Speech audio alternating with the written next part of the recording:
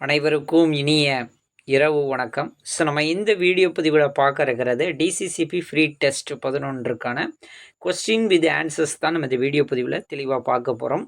So நீங்கள் நம்ம சேனலுக்கு புதியவராக இருந்தால் மறக்காமல் சேனலை சப்ஸ்கிரைப் பண்ணிடுங்க. ஸோ நம்ம சேனல் சார்பாக கோஆப்ரேட்டிவ் எக்ஸாமுக்கு free revision test series start பண்ணியிருக்கிறோம். ஸோ டெஸ்ட்டு நடைபெறக்கூடிய Telegram channel, WhatsApp channel link எல்லாமே கீழே டிஸ்கிரிப்ஷனில் இருக்குது. மறக்காமல் ஜாயின் பண்ணிக்கிடுங்க. வாங்க வீடியோக்குள்ளே போகலாம்.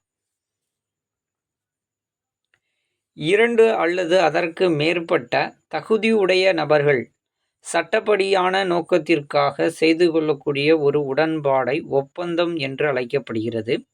டேஷ் பிரிவு இதை குறிப்பிடுகிறது. பிரிவு 2. இந்திய காலவரையறை சட்டம் இயற்றப்பட்ட ஆண்டு 1963. அத்தியாவசிய பொருட்கள் சட்டம் இயற்றப்பட்ட ஆண்டு 1955. ஒரு பொருளை அத்தியாவசிய பொருளாக அறிவிக்கும் அதிகாரம் யாரிடத்தில் உள்ளது? மத்திய அரசு. பணிக்கொடை சட்டம் இயற்றப்பட்ட ஆண்டு 1972.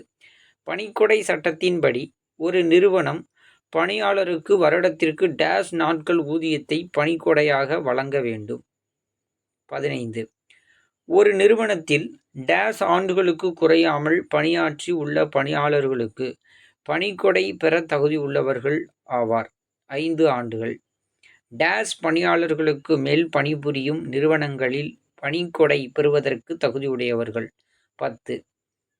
ஒரு பணியாளருக்கு அதிகபட்சம் டேஷ் மாத சம்பளம் பணிக்கொடையாக வழங்கலாம். 20. பணியாளருக்கு வழங்கப்படும் அதிகபட்ச பணிக்கொடை தொகை எவ்வளவு? 20 லட்சம். இந்திய தண்டனை சட்டம் இயற்றப்பட்ட ஆண்டு 1860. மெக்காலே அவர்களால் இயற்றப்பட்டிருக்கும். இந்திய தண்டனை சட்டம் 1860 பிரிவு 24 நேர்மையற்ற முறையில் என்ற வார்த்தையை எவ்வாறு வரையறுக்கிறது? தவறான ஆதாயம் அல்லது தவறான இழப்பு ஏற்படுத்தும் நோக்கத்துடன் செய்யப்படும் ஒரு செயல். இந்திய தண்டனை சட்டத்தின் பிரிவு 405 எதை வரையறுக்கிறது? நம்பிக்கை மோசடி. 1860ஆம் ஆண்டின் இந்திய தண்டனை சட்டத்திற்கு மாற்றாக வந்த புதிய சட்டம் இது. பாரதிய நியாய சங்கீதா 2023. பழைய இந்திய தண்டனை சட்டத்தில் 511 பிரிவுகள் இருந்தன. புதிய பாரதிய நியாய சங்கீதாவில் எத்தனை பிரிவுகள் உள்ளன? 358 பிரிவுகள் உள்ளன.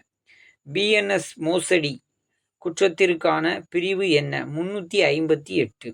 பாரதிய நியாய சங்கீதாவில் போலி ஆவணங்களை உருவாக்குதல் என்ற குற்றம் எந்த பிரிவின் கீழ் வருகிறது? பிரிவு 336. அத்தியாவசிய பொருட்கள் சட்டம் 1955 முக்கிய நோக்கம் என்ன? விலை ஏற்ற இறக்கங்களை கட்டுப்படுத்துவது. அத்தியாவசிய பொருட்கள் சட்டம் 1955 கீழ் கூட்டுறவு சங்கங்கள் என்ன பங்கு வகிக்கின்றன? அத்தியாவசிய பொருட்களை நியாயமான விலையில் விநியோகிக்கும் முகவர். அத்தியாவசிய பொருட்கள் சட்டம் 1955 கீழ் உணவுப் பொருட்கள், மருந்துகள் போன்ற அத்தியாவசிய பொருட்களின் உற்பத்தி, விநியோகம் மற்றும் விற்பனையை ஒழுங்குபடுத்த மத்திய அரசுக்கு எந்த பிரிவு அதிகாரம் வழங்குகிறது? பிரிவு 3. அத்தியாவசிய பொருட்கள் சட்டத்தின் கீழ் ஒரு கூட்டுறவு சங்கத்தினால் செய்யப்படும் குற்றம் அந்த சங்கத்தின் தலைவர், செயலாளர் அல்லது பிற அலுவலர்களுக்கு எந்த பிரிவின் கீழ் தண்டனை விதிக்கப்படலாம்? பிரிவு 10. ஒரு கூட்டுறவு சங்கம் அத்தியாவசிய பொருட்கள் சட்டத்தின் கீழ் வழங்கப்பட்ட ஆணையை மீறினால் அதற்கு என்ன தண்டனை விதிக்கப்படும்? 3 மாதம் முதல் 7 ஆண்டுகள் வரை சிறை தண்டனை மற்றும் அபராதம். ஒரு கூட்டுறவு சங்கத்தின் மீது வழக்கு தொடர அந்த சங்கத்தின் எந்த அதிகாரிக்கு ஒரு அறிவிப்பு அனுப்பிட வேண்டும்? செயலாளர் அல்லது தலைவர். கூட்டுறவு சங்கங்களுக்கு இடையிலான அல்லது ஒரு சங்கத்திற்கும் அதன் உறுப்பினருக்கும் இடையிலான தகராறுகளை தீர்க்கும் முதன்மை அதிகாரம் யாரிடத்தில் உள்ளது? பதிவாளர். ஒரு கூட்டுறவு சங்கத்தின் மீது வழக்கு தொடர நீதிமன்றத்தில் யார் சார்பில் வழக்கு தாக்கல் செய்யப்பட வேண்டும்? சங்கத்தின் தலைவர் அல்லது செயலாளர். ஒரு கூட்டுறவு சங்கம் ஒரு ஒப்பந்தத்தை மீறினால் அது எந்த பிரிவின் கீழ் வழக்கு தொடரலாம்? பிரிவு 73. ஒரு பணியாளர் ஒரு கூட்டுறவு ஆண்டில் டேஸ் நாட்களுக்கு குறையாமல் சம்பளத்துடன் கூடிய பணி செய்தால் ஊக்க ஊதியம் பெற தகுதியுள்ளவர் ஆகிறார். 30.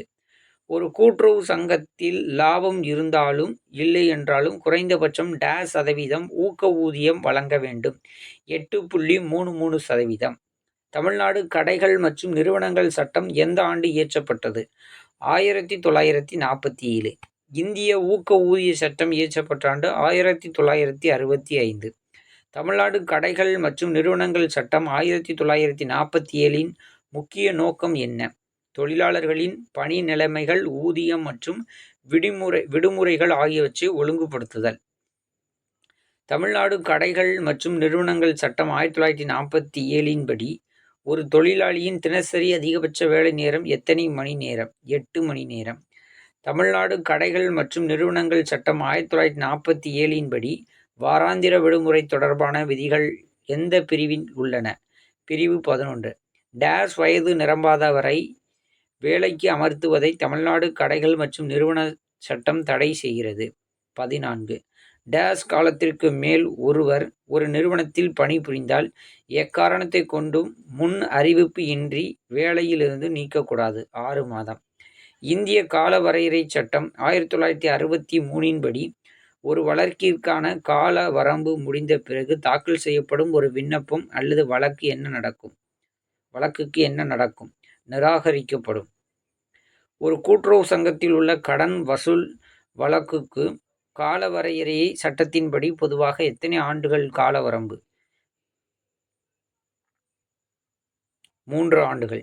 கால வரையறை சட்டம் எந்த வகையான வழக்குகளுக்கு பொருந்தாது? கிரிமினல் வழக்குகளுக்கு. மேலாண்மையின் தந்தை என்று அழைக்கப்படுபவர் யார்? ஹென்றி பாயல். அறிவியல் மேலாண்மையின் தந்தை என்று அழைக்கப்படுபவர் டி.ஹி. டெய்லர். மேலாண்மை உத்திகளின் தந்தை என்று அழைக்கப்படுவர் பீட்டர் ட்ரக்கர். தான் நினைத்த குறிக்கோள்களை பிறர் மூலம் தான் நினைத்தவாறை சிறப்பாக செயல்படுத்தும் ஆற்றல் பெற்றவர் மேலாளர். தனியார் நிறுவனங்களில் திட்டமிடுதலின் தலையாய நோக்கம் லாபம். கூட்டுறவு சங்கத்தில் திட்டமிடுதலை மேற்கொள்வது நிர்வாக குழு. 2 அல்லது அதற்கு மேற்பட்ட நபர்களின் கூட்டு நடவடிக்கைகளை அமைத்தல் ஆகும் என்பது யாருடைய கூற்று? பெர்னால்டு. போடப்பட்ட திட்டப்படி செயல்பட பிறப்பிக்கப்படும் உத்தரவுகள் தொழில் நுணுக்கத்தையும் செய்யும் முறையும் உள்ளடக்கி இருப்பதே இயக்குதல் என்று கூறியவர் ஹைமன். தமிழ்நாடு கூட்டுறவு சங்கங்களின் பதிவாளரை நியமனம் செய்வது யார்? மாநில அரசாங்கம். கட்டுப்படுத்துதல் என்பது ஒரு நிறுவனத்தின் எல்லா செயல்களும் திட்டமிட்டபடி நடைபெறுகின்றனவா, எங்கே குறைபாடுகள் நிகழ்ந்துள்ளன என்பதை கண்டுபிடித்து அக்குறைகளை களைய வழிமுறைகளை உருவாக்குவதை கட்டுப்பாடுகள் ஆகும் என்று வரைவிலக்கணம் தந்தவர் தி ஹெய்மன். டேஸ் என்றது ஒரு பொருளின் அளவு, அமைப்பு, நிறம், வேலைப்பாடு ஆகிய தன்மைகளை ஒருங்கே குறிப்பதாகும். தர கட்டுப்பாடு. பொருட்களின் இருப்பு குறைவாகவோ அல்லது அதிகமாகவோ இல்லாத நிலையில் இருந்து வர அவற்றை கணக்கிட்டு கட்டுப்படுத்துவது இருப்பளவு கட்டுப்பாடு. கூட்டுறவு சங்கங்களின் உற்பத்தி பொருட்களை உடனுக்குடன் தேக்கமின்றி உரிய முறையில் விற்பனை செய்ய வழிவகுப்பதே டேஸ் மேலாண்மை ஆகும். சந்தையிடல் மேலாண்மை. கூட்டுறவு சங்கங்களின் உற்பத்தியை அதிகரிப்பதில் மேலாண்மை பணிகளை எவ்வாறு செயல்படுத்தப்பட வேண்டும் என விளக்குவது டேஸ் மேலாண்மை ஆகும். உற்பத்தி. நிதி மேலாண்மையின் மிக முக்கியமான நோக்கம் எது? லாபத்தை அதிகரிப்பது. கூட்டுறவு சங்கத்தின் எந்த செயல்பாட்டு பகுதி மூலப்பொருட்களை பெறுதல், இருப்பு வைத்திருத்தல் மற்றும் பொருட்களை பரப்புதல் ஆகியவற்றை கையாள்கிறது? பொருட்கள் மேலாண்மை. கூட்டுறவு அமைப்பின் வருமானம், செலவுகள் மற்றும் முதலீடுகளை நிர்வகிப்பது எந்த மேலாண்மையின் பகுதி கீழ் வரும்? நிதி மேலாண்மை. கூட்டுறவு நிறுவனத்தின் பொருட்கள் மற்றும் சேவைகளை நுகர்வோரிடம் கொண்டு சேர்ப்பதில் கவனம் செலுத்தும் செயல்பாட்டு பகுதி எது? சந்தைப்படுத்துதல் மேலாண்மை. பணியாளர்களை தேர்ந்தெடுத்தல், பயிற்சி அளித்தல் மற்றும் நிறுவனத்தின் கொள்கைக்கு ஏற்ப நிர்வகித்தல் ஆகியவற்றை எந்த மேலாண்மை பகுதி உள்ளடக்கியது? மனித வளங்கள் மேலாண்மை. தனியார் மேலாண்மையின் அடிப்படை நோக்கம் லாபம். கூட்டுறவு சங்கத்தை வழிநடத்தி செல்வது யார்? தலைவர். கூட்டுறவு சங்க நிர்வாகத்தில் ஆதிதிராவிடர் வகுப்பை சார்ந்தவர்களுக்கு எத்தனை சதவீதம் இடஒதுக்கீடு வழங்கப்படுகிறது? 18%. தமிழ்நாடு கூட்டுறவு விற்பனை சங்கங்கள் எத்தனை அடுக்கு முறையில் செயல்படுகிறது? 2. இந்தியாவின் முதல் கூட்டுறவு விற்பனை சங்கம் எங்கு துவங்கப்பட்டது? குஜராத். தமிழ்நாட்டின் முதல் கூட்டுறவு விற்பனை சங்கம் 1913 எங்கு நிறுவப்பட்டது? கும்பகோணம். தமிழ்நாடு கூட்டுறவு விற்பனை இணையம் துவங்கப்பட்ட ஆண்டு 1959. டான்ஃபுட் என்பதன் விரிவாக்கம் Tamil Nadu cooperative marketing federation limited. குறிப்பிட்ட இலக்குகளை அடைய தேவையான நடவடிக்கைகளை முன்கூட்டியே தீர்மானிக்கும் மேலாண்மை செயல்பாடு எது? திட்டமிடல். மேலாளர்கள் தங்கள் குழு உறுப்பினர்களுக்கு வழிகாட்டுவது, மேற்பார்வையிடுவது மற்றும் ஊக்குவிப்பது எந்த மேலாண்மை செயல்பாட்டின் கீழ் வருகிறது? இயங்குதல். மேலாண்மையின் கட்டுப்பாடு என்ற செயல்பாட்டின் முக்கிய நோக்கம் என்ன? செயல்திறனை நிலையான இலக்குகளுடன் ஒப்பிடுவது மற்றும் பிழைகளை சரி செய்வது. ஒரு மேலாளர் தனது குழு உறுப்பினர்களுக்கு ஊக்கமளிப்பது என்பது எந்த கோட்பாட்டின் கீழ் வரும்? தலைமைத்துவம். ஒரு மேலாளர் தனது குழுவில் உள்ளவர்களின் வேலைகளை பிரித்து பொறுப்புகளை ஒதுக்குவது எந்த மேலாண்மை செயல்பாட்டின் கீழ் வருகிறது? ஒழுங்கமைத்தல். தேசிய வேளாண் கூட்டுறவு சந்தைப்படுத்துதல் கூட்டமைப்பு துவங்கப்பட்ட ஆண்டு 1958. தேசிய வேளாண் கூட்டுறவு சந்தைப்படுத்துதல் கூட்டமைப்பின் தலைமையகம் எங்கு அமைந்துள்ளது? டெல்லி.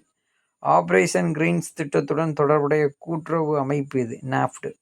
மத்திய அரசுக்கு தேவைப்படும் அனைத்து அத்தியாவசிய பொருட்களையும் நேரடியாக விவசாயிகளிடமிருந்து கொள்முதல் செய்யும் அமைப்பு எது? நாஃப்ட். இஃப்கோ என்பதன் விரிவாக்கம் Indian farmers federations cooperative limited. இந்தியாவின் முதல் கூட்டுறவு சர்க்கரை ஆலை எங்கு நிறுவப்பட்டது? மகாராஷ்டிரா. கோஆபரேட்டிவ் சுகர் என்ற பத்திரிகை வெளியிடும் அமைப்பு எது? தேசிய சர்க்கரை ஆலைகளின் இணையம். தமிழ்நாடு கதர் கிராம தொழில் வாரியம் துவங்கப்பட்ட ஆண்டு 1960. தமிழ்நாடு மாநில தொழில் கூட்டுறவு வங்கி பதிவு செய்யப்பட்ட ஆண்டு 1961. தமிழ்நாடு மாநில தொழில் கூட்டுறவு வங்கி தன்னுடைய செயல்பாடுகளை துவங்கிய ஆண்டு 1962. தமிழ்நாட்டின் முதல் நுகர்வோர் கூட்டுறவு சங்கம் எது? திருவல்லிக்கேணி. தமிழ்நாட்டின் முதல் மாவட்ட நுகர்வோர் கூட்டுறவு விற்பனை பண்டகசாலை எங்கு துவங்கப்பட்டது? மதுரை. தேசிய நுகர்வோர் கூட்டுறவு இணையம் துவங்கப்பட்ட ஆண்டு 1965. எந்த குழுவின் பரிந்துரை அடிப்படையில் தேசிய நுகர்வோர் கூட்டுறவு இணையம் துவங்கப்பட்டது? நடேசன் குழு. சர்வதேச நுகர்வோர் தினம் எந்த நாள் துவங்கப்பட்டது அப்படி சொன்னால் மார்ச் 15. வெண்மை புரட்சியின் தந்தை என்று அழைக்கப்படுபவர் வர்கீஸ் குரியன். தேசிய பால் தினம் கொண்டாடப்படும் நாள் நவம்பர் 26. ஆவி நிறுவனம் துவங்கப்பட்ட ஆண்டு 1972. NTTP என்பதன் விரிவாக்கம் national dairy development board. Operation வெள்ள திட்டம் துவங்கப்பட்ட ஆண்டு 1970. அமுல் நிறுவனம் துவங்கப்பட்ட ஆண்டு 1946. முதல் நெசவாளர் கூட்டுறவு சங்கம் தமிழ்நாட்டில் எங்கு துவங்கப்பட்டது? காஞ்சிபுரம். தமிழ்நாடு நெசவாளர் கூட்டுறவு சங்கம் துவங்கப்பட்ட ஆண்டு 1935. இந்தியாவின் முதல் மீனவர் கூட்டுறவு சங்கம் எந்த மாநிலத்தில் துவங்கப்பட்டது? மகாராஷ்டிரா. இந்தியாவின் முதல் கூட்டுறவு வீட்டு வசதி சங்கம் எங்கு துவங்கப்பட்டது? பெங்களூர். 1912 சட்டத்தின்படி முதல் கூட்டுறவு வீட்டு வசதி சங்கம் எங்கு துவங்கப்பட்டது? மும்பை. 1971 பாமினி உர உற்பத்தி நிறுவனம் எங்கு துவங்கப்பட்டது? தஞ்சாவூர். கால்நடை மேம்பாட்டு நிதி எந்த வகை கூட்டுறவு சங்கத்தில் ஒதுக்கீடு செய்யப்படுகிறது? பால் கூட்டுறவு சங்கம். முதல் பால் பவுடர் தயாரித்தல் தொழிற்சாலையை ஆவின் 1972 எங்கு துவங்கியது? மதுரை. முதல் பால் பவுடர் தயாரித்தல் தொழிற்சாலை ஆவின் 1972 எங்கு துவங்கியது? மதுரை. இந்த கொஸ்டின் 2 வாட்டி உங்களுக்கு வந்திருக்குது, பார்த்துக்கிடுங்க. கூட்டுறவு அமைப்பின் உரிமைத்துவம் மற்றும் கட்டுப்படுத்துதல் யாரிடம் உள்ளது? சங்க உறுப்பினர். கூட்டுறவு சங்கத்தின் அபிவிருத்தி மற்றும் நிலைத்தன்மை அவர்களின் பொறுப்பில் உள்ளதுன்னா நிர்வாக குழு இயக்குனர். கூட்டுறவுகளின் இலக்கிற்கான முடிவினை எடுப்பது யார்? உயர்நிலை மேலாண்மை. சந்தையிடுகை கூட்டுறவு கடனை இணைப்பதற்கான எடுத்துக்காட்டு இடைநிலை ஒருங்கிணைப்பு. எது புதிய பொருள் வளர்ச்சியின் படிநிலைகளில் இல்லை? தர கட்டுப்பாடு. மாவட்ட கூட்டுறவு வழங்கு விற்பனை சங்கங்கள் டேஸ் குழுவின் பரிந்துரை அடிப்படையில் கூட்டுறவு மொத்த விற்பனை பண்டகச்சாலையாக மாற்றப்பட்டது. டான்ட்வாலா குழு கூட்டுறவு சங்கங்களின் பதிவாளராக நியமனம் செய்ய தகுதி படைத்த அலுவலர் இந்திய ஆட்சிப்பணி அலுவலர். ஒரு சரகத்தின் துணை அமைப்பின் அலுவலர்கள் அதிகார அமைப்பு இவ்வரிசையில் இருக்கும். துணைப்பதிவாளர், சார்பதிவாளர். சார்பதிவாளர்னா கூட்டுறவுல இருக்கக்கூடிய அதிகாரி. முதுநிலை ஆய்வாளர், இளநிலை உதவி ஆய்வாளர். கூட்டுறவு சங்கம் வெளியில் இருந்து கீழ்கண்டவாறு கட்டுப்படுத்தப்படுகிறதுனா பதிவாளர் மற்றும் நிதியுதவும் வங்கி. இந்திய கூட்டுறவு சங்கங்கள் எந்த மாதிரியான நிறுவன அடுக்குமுறைகளை கொண்டுள்ளது? கூட்டு அடுக்குமுறை. பொது விநியோக முறை தமிழ்நாட்டில் துவங்கப்பட்ட ஆண்டு 1964. கிராம அங்காடி திட்டம் தமிழ்நாட்டில் துவங்கப்பட்ட ஆண்டு 1978. ஜனதா துணி உற்பத்தி திட்டம் துவங்கப்பட்ட ஆண்டு 1976. தேசிய வீட்டு வசதி இணையம் துவங்கப்பட்ட ஆண்டு 1969.